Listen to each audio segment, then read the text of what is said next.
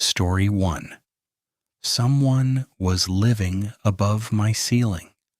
The apartment I rented wasn't fancy, but it was exactly what I needed. It was a one-bedroom unit on the top floor of a 4-story building that had been built sometime in the late 80s.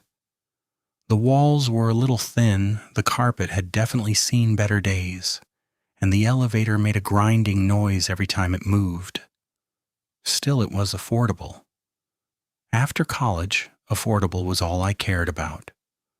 I lived alone, worked as a graphic designer from home 3 days a week, and my biggest complaint was usually that the upstairs neighbors didn't know how to walk without sounding like they were wearing work boots. Except I didn't actually have upstairs neighbors. I was on the top floor. I didn't realize that until almost a month after moving in. Every morning followed the same routine. I'd wake up around 7, make coffee, open the balcony door to let fresh air in, and sit at my desk by 8. Around noon, I'd usually hear what sounded like footsteps above me. Slow, heavy, one end of the apartment to the other. At first, I didn't think anything of it. Old buildings make strange noises. Heat expands pipes. Wood settles. That was my explanation. Every single day. One afternoon, I mentioned it to the building manager while picking up a package. I laughed and said, "Whoever lives above me must never take their shoes off." He looked confused. "You live in 406, right?" "Yeah. There isn't an apartment above you." I smiled. "I know, maintenance or something?" He shook his head. "Just the roof." I laughed awkwardly. "Oh." He shrugged. "Buildings make noise." That answer satisfied me. For about 2 days. The footsteps kept happening, always around noon, always slow, never running, never stopping in the middle, just back and forth, back and forth. My younger cousin Emma came over one Saturday while my aunt was at work.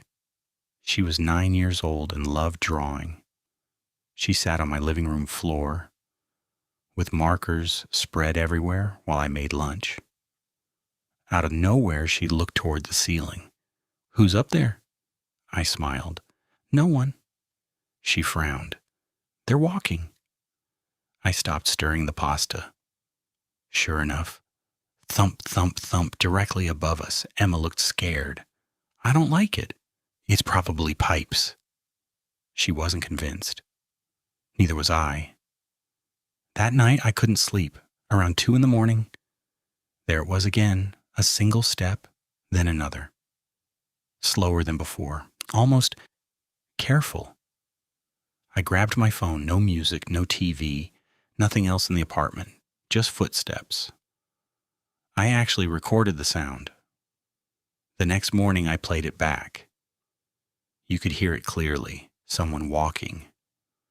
Right above me, I emailed the building manager. He replied that maintenance inspected the roof. Nothing unusual. No signs of anyone accessing it. They even checked the attic crawl space. Empty. I tried convincing myself it was wind. Metal expanding. Anything. Life went back to normal, at least. Until I noticed the closet. My bedroom closet had one of those ceiling access panels. Just a square piece of painted plywood. I never paid attention to it.